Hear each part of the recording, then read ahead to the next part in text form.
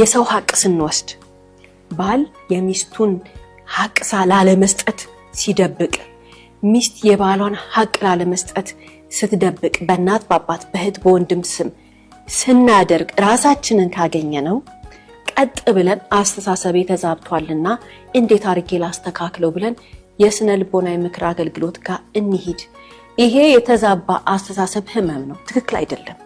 ሀቀኛ ሰው እውነተኛ ሰው የሚያደርገው ሀቁን ይውሰድ፣ ከኔ ይለፍ፣ እኔ ከላይ የሚሰጠኝ ይበቃል ነው የሚለው እንጂ የሰው ሀቅ አይወስድም። የሰው ሀቅ የሚወስድ ሰው ቅጣቱ በጣም ትልቅ ነው። ሲጀመር የሰው ሀቅ 5 ከነበረ የኛን 15 አይደለም ይዞብን የሚሄደው 50 500 ነው ይዞብን የሚሄደው። የሰው ሀቅ ክፉ ነው።